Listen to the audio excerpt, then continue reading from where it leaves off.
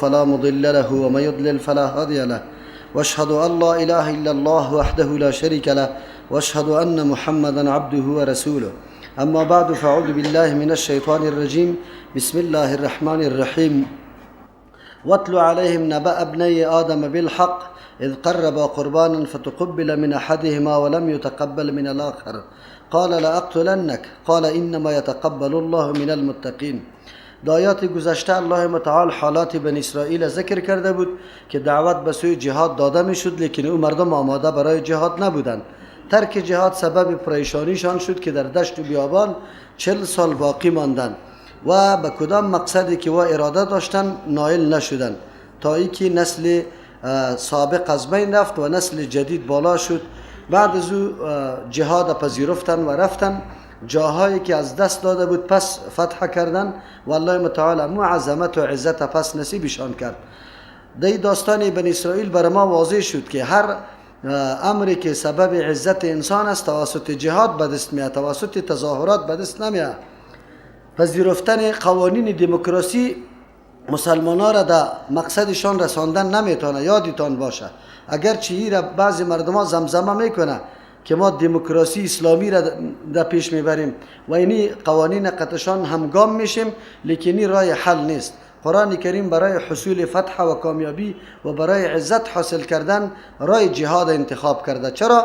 مردمایی که همیشه در صد راه تامین امنیت نظام اسلام واقع میشه، او مردم ها همیشه طاغی و باغی است و به تظاهرات هیچ اعتقاد نداره. امروز دنیای غرب میبینی یک طرف دموکراسی اعلان میکنه اما باز نمیمانه که نظام برقرار باقی بمانه، امن باقی بمانه، حتما شورش پیدا میکنه و گپ دیگرگون میسازه که مسئله مصر شاهد بزرگ است. در اینجا واقع دو پسر آدم علیه السلام بیان میشه. در یا اشاره به است که قتل نفس هم سبب پریشانی انسان است. کسانی که فساد در روی زمین میکنه خصوصا بنی نوع خود نمیگذاره که مثل ازی واره در پالوش زندگی بکنه، یا هم سبب پریشانی است. قابیل بسیار پریشان شد، مرده برادر خود در پشت گشتانده رایی بود، نمیفهمید که کدام طرف کنه، تا ای که الله متعال زاغا را روان میکنه و در بینشان نزاع میشه، یکی دیگه خود میکشه. بعد از او زمین کوکو میکنه پرنده، پس از او مرده هم پرنده دیگر را دفن میکنه. با قابیل پس از او حالات معلوم میشه. اول اشاره به است که عقل انسانی چقدر کمال داره، آیا میتونه تمام مسائل درک بکنه؟ نه. دوم وجه در اینجا است که در ما قبل الله متعال بنی اسرائیل حالاتش ذکر کرد که جهاد ترک کردن و این سبب بی‌عزتیشان بود و اینطور فکر میکردن جهاد کردن تلف نفس است و خود در جنجال و در نزاع انداختن است، خود در اشکال انداختن است.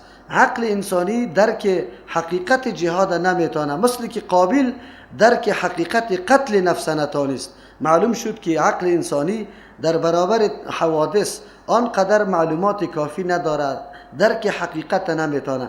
از همون خاطر است که انسان اتکا به نقل بکنه و هر فرمان دستور الله متعال بپذیره، ولو که در ظاهر عقل بر تو بسیار ناگوار معلوم میشه، اما حقیقت امر سبب سعادت و نیکبختی مؤمن میباشه. از همون خاطر در واقع دو پسر آدم علیه السلام به ما و شما بسیار درسای عظیم است. عدم قناعت به او تقسیماتی که الله متعال کرده، این سبب ازی میشه که نعوذ بالله اعتراض بالای حکمت الله، بالای علم الله داری که الله چرا اینطور کرده. امروز که هر قدر ما و شما جنجالا و جنگا را میبینیم ناشی از حسد است. نمیخواه یک کسی دیگر که صاحب نعمت شده یا چیزی برش حاصل شده او برای از او حاصل شود. از همون خاطر است که سرچشمه تمام گناه ها و تکبر حسد است. در آسمان هم که اولین گناه صورت گرفت مسئله حسد بود که ابلیس لعین حسد کرد امرای آدم علیه السلام، بعد از او راه تکبر را پیش گرفت و سبب ازی شد که حتی حکم الله را نادیده گرفت، به خاطر ازی که قطع آدم علیه السلام حسد داشت، یعنی فرمان الله را نظر نکرد، نظر به این کرد که آدم علیه السلام چرا از مکه بالاتر باشه. حالان که انسان در هر مستوایی که قرار داره اهمیت ای داره که تسلیم حکم الله هست یا نه. به این تعلق نداره که منصب یا وظیفه انسان در کدام مستوی است. از همون خاطر وقت ما در یک نظام دولتی میبینیم یک نفر وزیر است، یکی رئیس است، یکی مامور است، یکی مدیر است. همینطور مراحل با هم فرق داره. پس اینمیا در ادای مسئولیت خودم فرق داره. این دلیل بالای از این نیست که فضیلت یک وزیر در انسانیتش خیلی بالاست از یک مامور کرده، بلکه تقسیم وظایف است. عالی معلوم شود که کی در اجرای وظیفه پیش قدم است و واقعا صداقتمندی و اخلاص نشان میده. از او خاطر به نزد الله متعال کسی که اخلاص و صداقتمندی داشته باشه، ولو که منصب یا وظیفش پایینتر است به نسبت دیگرها، او به پیش الله پیش است. لیکن بعضی مردم اینطور فکر میکنه که همین وظیفه و منصب سبب عظمت و بزرگی انسان است، حالان که او نیست، بلکه اصل تابعداری فرمان الله متعال است. قابیل فکر میکرد که وقتی همشیره ما برای از او میشه که جمال داره، این سبب فضیلت حابیل شود و ما باید ایره نپذیرم، حالان که اونطور نبود. کی است که عالی فرمانبرداری دستورات الله را بکنه، این چی را مقام حاصل بکنه؟ از او خاطر ده حابیل اخلاصمندی و صداقت موجود بود، ده قربانی کردن امو مال پیش کرد برای الله که محبوب ترین مالش بود. اما قابیل از اول اخلاص نداشت، حسد داشت و در برابر فرمان الله چیست اخلاصمندی نداشت. چیزی را صدقه کرد که قابل قبول نبوده و الله قبول هم نکرد. واقعی دو پسر آدم علیه السلام برای ما و شما اول درس که میده که انسان اتکا سر عقل خود نکنه، چرا که عقل تمام حقیقتها را درک کرده نمیتونه، بلکه تسلیم به نقل باشه. یک موضوع. دوم، کدام تقسیماتی که الله در زندگیت برای تو کرده سر از او قناعت کردن و او را سعادت و نیکبختی خود شمردن. اینطور نگویی که چرا من اینطور نیستم، چرا اگر اینطور باشه نظام دنیا خراب میشه. کلگی ما که اگر بگیم دکتر باشیم و او دکتر اول نمره، نظام دنیا مکمل معطل میشه، هیچ پیش نمیره. از همون خاطر هر انسان در کدام مستوایی که قرار داره سر از اون اکتفا بکنه و اینالی تلاش بکنه که چه قسم رضای الله را در این میدان وظیفه خود به دست آورده میتونم. این اهمیت داره. این اهمیت نداره که برای تو کدام وظیفه سپرده شده. اگر وظیفت خرد است دیگه تو قابل قدر نیستی، اگر وظیفت بزرگ است قابل قدر استی. این گپ نیست. از همون خاطر دوم موضوع است که انسان بسا اوقات حسد باعث میشه که انسان در این طور گناه های عظیم واقع بکنه که او سخترین گناه است. ابلیس اینمی قسم حسد کرده، سخترین گناه واقع شد که محرومیت از رحمت بزرگ الله است. رحمت الله آنقدر وسعت و فراخی داره که هیچ حد نداره. در حدیث میاد پیامبر علیه السلام میفرمه الله متعال رحمت خود 100 جز جور کرده، یک جزش در جهان روان کرده و تقسیم در بین کل مخلوقات کرده. پرنده را، حیوان، انسان، جن میبینی کلش فقط یک رحمت الله سرش توزیع شده. وقتی این رحمت ما میبینیم مادر فکر میکنیم که سر طفل خود چقدر مهربان است، در حالی که از یک جز رحمت الله متعال آثارش دیده میشه. پس ارگاه یک ذاتی که 99 جزی رحمت امرایش باقی مانده باشه چقدر مهربان باشه. از امو خاطر است بدبخترین شخص و نموسته که از رحمت الله محروم شود. از او خاطر انسان هر قدر گناه بکنه از رحمت الله مایوس نشود. یکی از جمله دسیسه های شیطان اینمیسته که انسان در میدان مایوسی قرار میده. دیگه بزرگترین جرم یا جزا که الله برای ابلیس داد محرومیت از رحمت الله بود. اینمی قسم حسد سبب میشه که بازوی خود دست خود قطع بکنی، لیکن پسان باز پشیمان میشی. قابیل حابیل برادرش بود، زندگیش توسط اینمی موجود بودن حابیل پیش میرفت، دیگه کس خود او زمان نبوده. از او خاطر الله متعالی واقعه و داستان ذکر میکنه.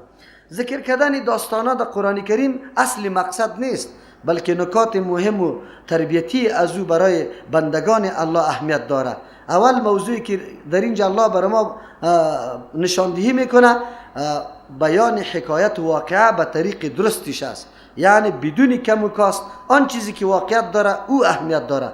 تاریخ همیشه مسائل و داستانا را نقل میکنه لیکن خوشکوتر یک جا میکنه و این خوشکوتر یک جا کردن سبب فیصله و قضاوت غیر عادلانه میشه. مثل که بعضی واقعات صحابه را بعضی تواریخان نوشته کرده بنابر اونمو سیاستایی که در اون زمان موجود بوده. آن چیزی که بری بود او را گناهگار معرفی کرده و آن گناهگار بود بری معرفی کرده. این سبب قضاوت غیر عادلانه برای نسل آینده میشه. از همون خاطر شرط در تاریخ است که واقعیت خوب بیان بکنه. ما و شما دمی نزدیک خود در افغانستان میبینیم کدام کسی که واقعا جهاد کرده مبارزه کرده او را دزد معرفی میکنه، کدام کسی که خیانت کرده مردم به نعوذ بالله به عیاشی دعوت کرده او را غازی معرفی میکنه. تاریخ ها همیشه حقیقت در تحریر کرده نمیتونه، زیر تاثیر سیاستمدارا میره. امروز هم همونطور است. آن چیزی که واقعیت است عدالت است او را دیگه قسم معرفی میکنه و چیزی که ظلم است او را عدالت معرفی میکنه. کسی که جنایتکار تاریخ است شهید اول نمره معرفی میکنه و کسی که شهید واقعی است او را نعوذ بالله ظالم معرفی میکنه. شما شاهد این حال است. لیکن قرآن کریم داستانش مثل کتابای تاریخ واری نیست. از همون خاطر در قرآن کریم که هر واقعه آمده کلمه بالحقیقتش است. یعنی الله که کدام داستان بیان میکنه اصلی واقعیت، چیزی که در خارج وجود داره اونمو چیز اینجا بیان میشه، در او کمی و کاستی نمیه. و حقیقت تاریخ قرآن برای ما بیان میکنه که حکایت باید مطابق واقع باشه، مطابق خارج باشه، چیزی که در بیرون موجود است همو بیان شود. واتلو علیهم نبأ ابنی آدم بالحق. الله از همون خاطر میگه که تلاوت کو، بیان کو پیغمبر علیه السلام علیهم بالای امتی خود نبأ ابن آدم، خبری دو بچه آدم علیه السلام بالحق مطابق واقع، آن چیزی که حقیقت داره همو قسم بیان کو، کمی کاستی ده او دیدن نشوه. چرا وقتی یک حادثه با تمام جزئیاتش مطابق همو واقعیت بیان شوه اونجا انسان قضاوت کرده میتونه عادلانه، در غیر از اون نمیشه. الله متعال که پیغمبر مامور میسازه که داستان بیان که به خاطر چی بیان میکنه؟ به این خاطر که ما از این داستان عبرت بگیریم، درسای تربیتی بگیریم که این داستان چی چیزا را برای ما بازگو میکنه که این ما و شما فوایدش میبینیم. در اولاد آدم علیه السلام خود تا امروز ما و شما بچهای آدم علیه السلام هستیم، ما هم بچهای آدم گفته میشه. لیکن این جمرات تعیین شده در تفاسیر که قابیل و حابیل است. الله متعال زمانی که نسل نو شروع شده بود از آدم علیه السلام، حوا علیه السلام زمانی که اولاد به دنیا می آورد همیشه دو تا جوره می بود، یک دختر و یک بچه می بود. پس در هر مرحله که تولد شده بود بچه و دختر او اردو با هم نکاح کردن نمیتونست و به منزله یک برادر و خواهر شمرده می شد. اما تولدی که در مرحله دوم و سوم است باز از یک مرحله قطعی مرحله دوم نکاح کردن میتونستن بنابر ضرورت تا که تکثیر نسل شود. بعد از الله متعال حرمت آورد بین اقارب، مثلا ما شما آلی خوارزاده، برادرزاده، خواهر یارا نکاح نمیتونیم، خاله، عمره. چرا؟ به خاطر که الله متعال کدام حکمت در او گذاشته، او حکمت اگرچه ما در ظاهر درک کردن نمیتونیم، الله متعال علیم است، حکیم است، کار کرده. ولی مردم در صدد عزیز که نکته ها را پیدا کنه، مثل که حالی پیدا کرده که اگر نکاح با امرای قریب میشه در اولاد خامخا ضعف و گپا موجود میباشه و یکی تمایل شوهر و همسر زیاد در وقت میشه که هر دو بیگانه باشه. اگر رشته قرابت نزدیک باشه زیاد اظهار محبت، چون رشته نسبی قوت پیدا میکنه بالای رشته زن و شوهری، از او خاطر امو اظهار محبت یا کمال تمایل و رغبت کم میشه. از او خاطر نکاح در بین محارم پسان وقتی که تکثیر نسل شد الله متعال را حرام کرد. اما در او زمان حرام نبود. اذ قربا قربانا فتقبل. قرآن کریم همیشه داستان یا حادثه را که ذکر میکنه مکمل به ترتیب ذکر نمیکنه، یکی و مکمل ذکر نمیکنه. در کل قرآن کریم غیر از قصه یوسف علیه السلام که یک کمی به تفصیل ذکر شده، دیگه واقعات گاهی هم مرتب و به تفصیل ذکر نشده. چرا؟ اشاره به این میکنه که داستان ها خود معتبر نیست، بلکه آن چیزی که از داستان به دست ما میاد برای ما و شما آموزنده است، تربیتی است، او اهمیت داره. آلی در اینجا کدام موضوع است؟ اول اذ قربا قربانا فتقبل من احدهما، در آن وقتی که هر دویشان نزدیکی جستن، خود به الله نزدیک میکردن توسط قربانی کردن. قربانی اصلا ذبح کردن حیوان میگه، این جمرات نظر کردن یا پیش کردن آن چیزی که خاص به خاطر رضای الله باشه برای الله. معلوم شد که الله متعال یار امر کرده بود که شما قربانی بکنید. از همون خاطر واقعی نکاحشان در بین افتاده بود. مفسرین نوشته میکنه همشیری که امرای قابیل تولد شده بود خیلی صاحب جمال بود، زیبا بود، و همشیری که امرای حابیل تولد شده بود و قدر جمال نداشت. چون نکاح در بین اردو، یک همشیره و برادری که در یک چی مرحله تولد شده ناجایز بود، دیگه بدیهی بود که همشیری قابیل با امرای حابیل و همشیری حابیل با امرای قابیل ازدواج میکردن. اما قابیل ایره خوش نداشت. چرا؟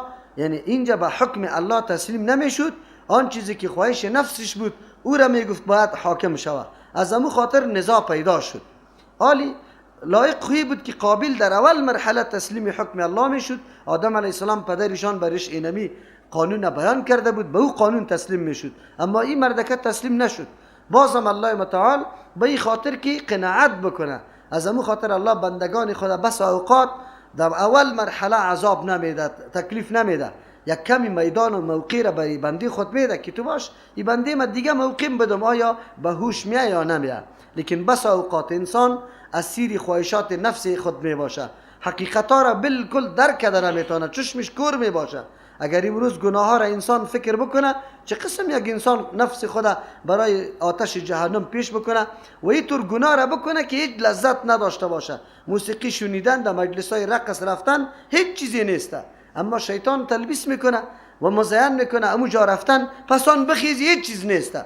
خود سازنده خوب آورده، 4 ساعت 5 ساعت ششتی شانای تا قطع شور دادی، آخر چی شد؟ هیچ چیز نیسته.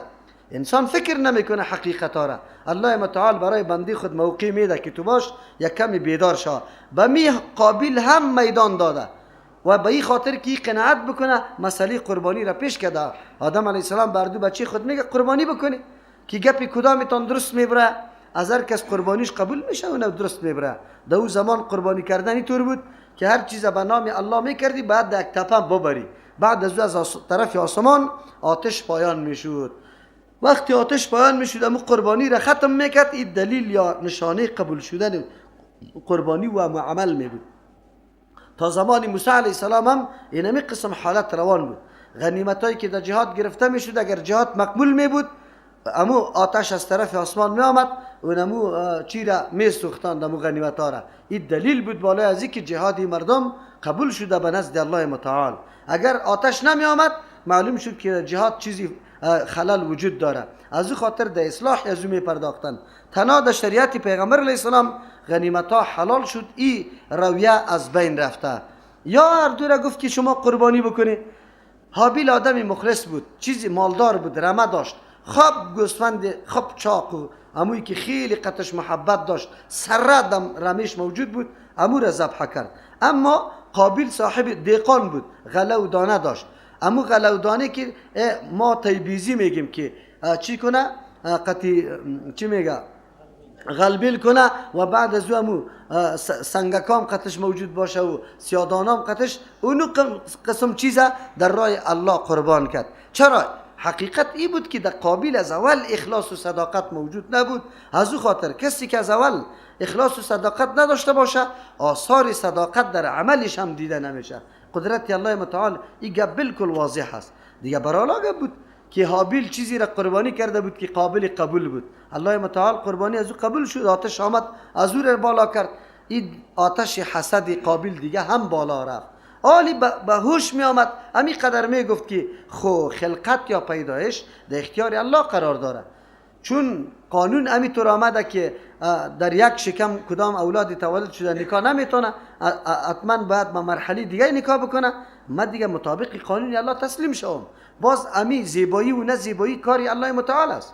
دیام فکر نکرد، باز قبول شدنه که چرا قربانی از او قبول میشه، باز این حسد در پیش میگیره. از او خاطر میگه فتقبل من احدهما، قبول کرده شد از یکی از یا، ولم یتقبل من الاخر، از دیگهش قبول نشد.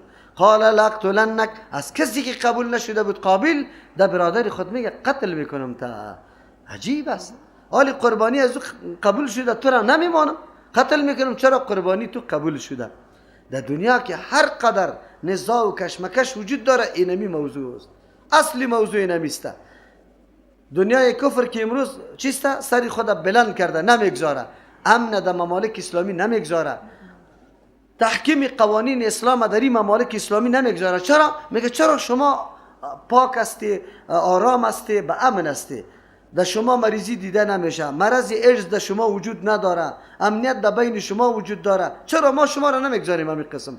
دنیای کفر امروز پاچه را بالا کرده به می خاطر که دنیای اسلام مثل خود واره بسازه، برابر فتکونون سواء.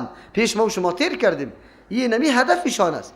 در دنیا که کدام جنگا میشه به می خاطر میشه.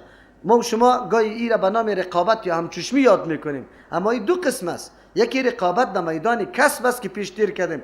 الله متعال گفت ولا تتمنوا چیستا بما فضل الله، آن چیزی را که الله برای کسی احسان کرده او را آرزو نکنه، حاصل نمیشه. در میدان کسب چیزی که حاصل میشه در او هم چشمی و رقابت بکنه، چیزی را حاصل بکنه. یکی چیزی فطری است، در او تغییرات نمیاد. آلی ببینه که قابل چقدر حسد میکنه، چرا از تو قبول شده. الله اکبر. حابیل برادرش معیار قبولیت بیان میکنه، آسان گپ است. قال حابیل میگه انما یتقبل الله من المتقین، یقینا الله متعال قبول میکنه از کی؟ نمیگه از فلان شخص، من المتقین. الله قبولیت یا معیار قبولیت عمل یک انسان اشخاص نیست، قوم نیست، چیستا ذوات کسی نیست، منطقه نیست، این گپا نیست. فقط یک صفت از صفت. هر کس صفت تقوا را داره، اخلاصمندی را داره، الله قبول میکنه. در این واقعه بزرگترین نکته که برای ما پیش میشه، رد میشه بالای یهود و نصارا. چرا یهود و نصارا پیش دعوا کردن که ما احبای الله هستیم، ما ابنای الله هستیم، ما اولاد پیغمبرای الله هستیم. ما دیگه معیار و برتری برای ما اینمی اولاد بودن پیغمبرها هست. از او خاطر ما از همه کسا مردم دیگه کرده خیلی بالا هستیم.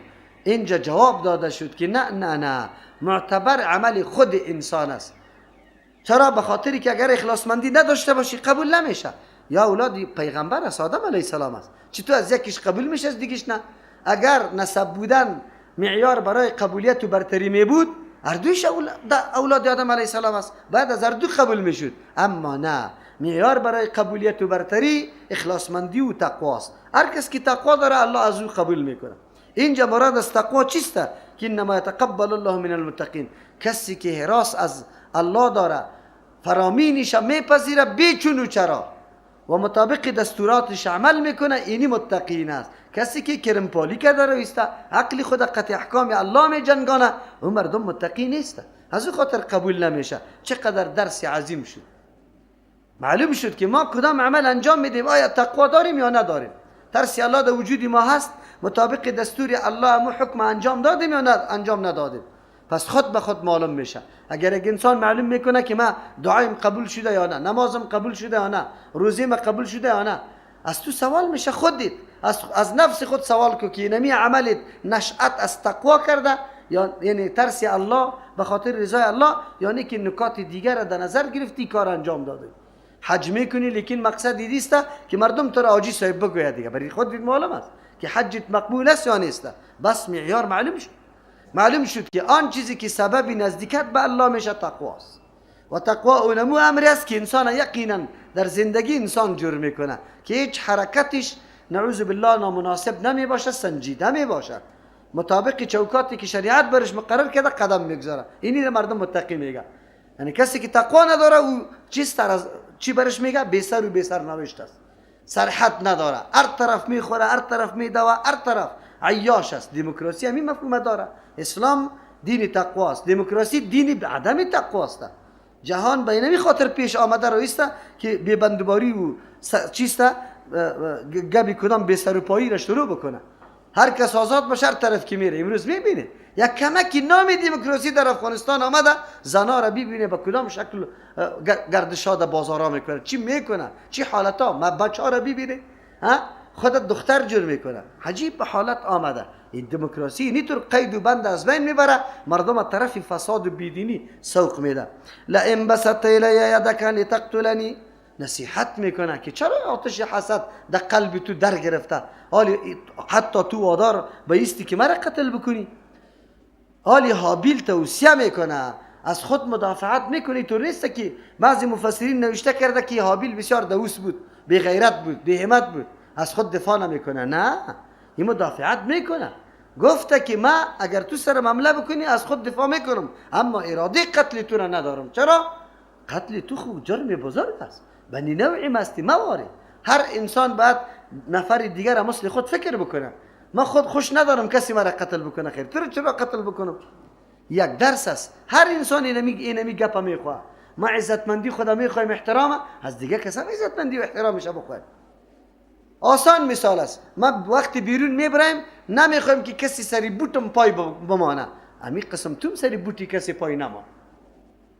امی گپ با امی احساس باید داشته باشیم. حابیل امی درس میده.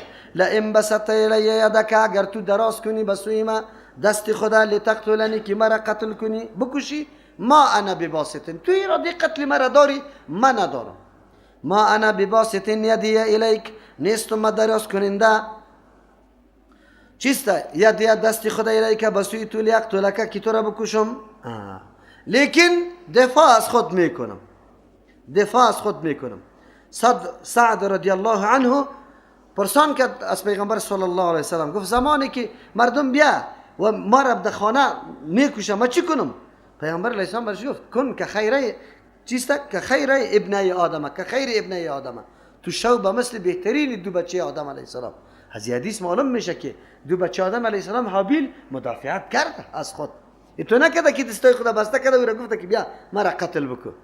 گفت تو دفاع بکن، از خود دفاع بکن. دست اول تعرض بالای کسی نکن.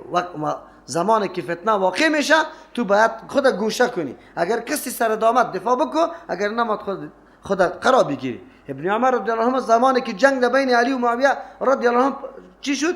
اینمی را انتخاب کرد. گفت نه در بین دو صحابی جلیل القدر ما قطعا اینطور شده نمیتونه که قطعا یکیش استاد شون. بس قرار همینطور نشست. اگر کسی سر ما آمد دفاع خدا میکنم، اگر نه آمد این کار نمیکنم. از این معلوم میشه که حابیل برش گفته بود که من از خود دفاع میکنم اگر تو آمدی، اما اراده قتل تو را ندارم.